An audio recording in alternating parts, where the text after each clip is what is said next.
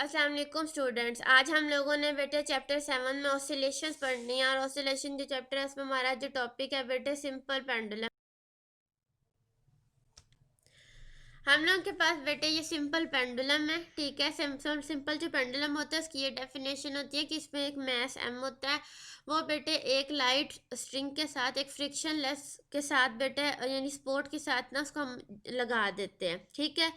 N ideal simple pendulum consist of a small heavy mass suspended by a weightless flexible and intensive string fixed with a frictionless support and medium. ठीक हो गया बेटे। हम लोगों के पास यहाँ पर एक मीन पोजीशन की से जो ए है वहाँ से बेटे एक एक्सट्रीम पोजीशन बी तक इसको लेकर गए हैं, और फिर हमने यहाँ पर बेटे फोर्स लगा के इसको छोड़ दिया। तो सारी बात है बेटे ये बार बार मूव करेगा थ्रू इट्स मीन पोजीशन। हमने जो वो पोजीशन है जहाँ पर ये एक्सट्रीम पे है वहाँ पर इसको बेटे लिया है। इस जगह पर हमने जो मैस है बेटे उसको उसके तो जो वेट है बेटे उसको उसके कंपोनेंट्स में डिवाइड किया है।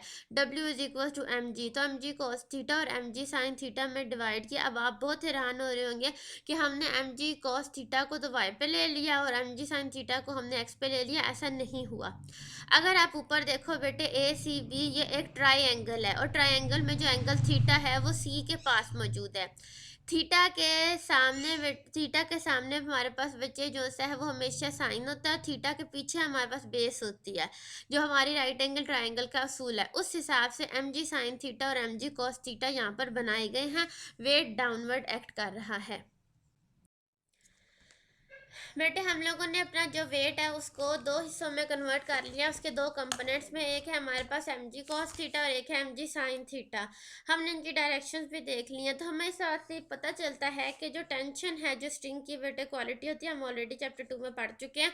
वो और एम जी कॉस थीटा एक दूसरे के इक्वल एंड ऑपोजिट है। टेंशन अपवर्ड है, वेट यानी एम जी कॉस थीटा वाला कंपोनेंट डाउनवर्ड है और इक्वल है। ये दोनों एक दूसरे को बेटे कैंसिल आउट एक तरह से कर देंगे, यानी होंगे और कुछ कर नहीं पाएंगे। अब सिर्फ एक ही फोर्स रह गई है, वो है एम जी साइन थीटा जो कि रिस्टोरिंग फोर्स के तौर पर एक्ट कर रही है। So F is equal to minus M G sine theta, क्योंकि बेटे रिस्टोरिंग फोर्स है हम लोगों के पास।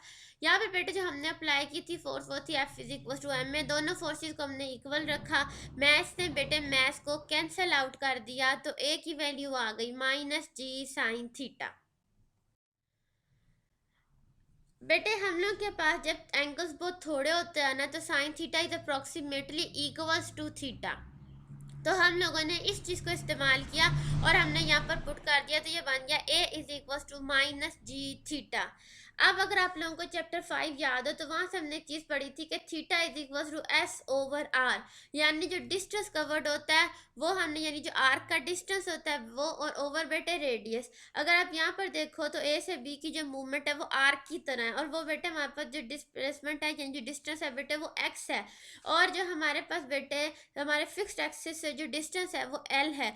तो रेडियस एल हो गया बेटे A is equal to minus G X over L. अगर आप यहाँ पर देखते हो तो जी तो बेटे कांस्टेंट है 9.8 मीटर पर सेकंड स्क्वायर, ठीक है। और जो लेंथ है बेटे वो भी हमारे पास कोई कांस्टेंट होगी 2 metre 5 metre 7 metre whatever so. तो दोनों कांस्टेंट्स हैं, तो बेटे इनको हमने कांस्टेंट लेके ये देखा कि A is directly proportional to minus X.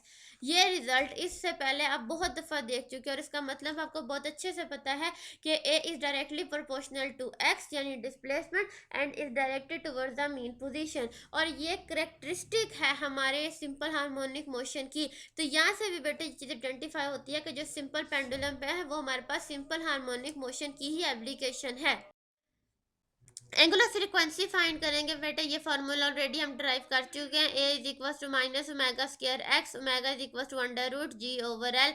ये बेटे हम लोग यहाँ पर वैल्यू पुट कर दें।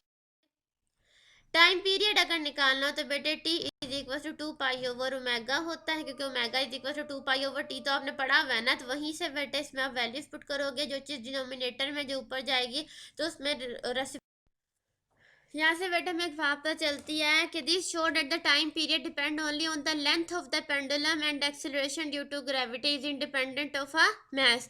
उस मैस पे असर नहीं पड़ता। मैस आप जितना मर्जी हैवी लें जितना मर्जी लाइट लें उससे फर्क नहीं पड़ता। जो लेंथ और ग्रेविटी है उसका असर होता है टाइम पीरियड के ऊपर। नेक्स्ट बेटे हम लोगों के पास है example 7.2 what should be the length of a simple pendulum whose period is time दिया गया बेटे 1 second at a place where G is 9.8 metre per second what is its frequency of such pendulum बेटे time period हमें होता है 2 pi under root L over G क्योंकि बेटे हम लोगों ने लेंथ फाइंड करनी है इसलिए हमें दोनों साइड पे स्केल्स लेने पड़ेंगे और लेंथ को अलग करना पड़ेगा तमाम वैल्यूज़ मौजूद है यहाँ से आप ले लोगे उसके बाद बेटे उसने फ्रीक्वेंसी पूछी है तो आपको पता है कि जो फ्रीक्वेंसी होती है वो टाइम पीरियड का इन्वर्स होती है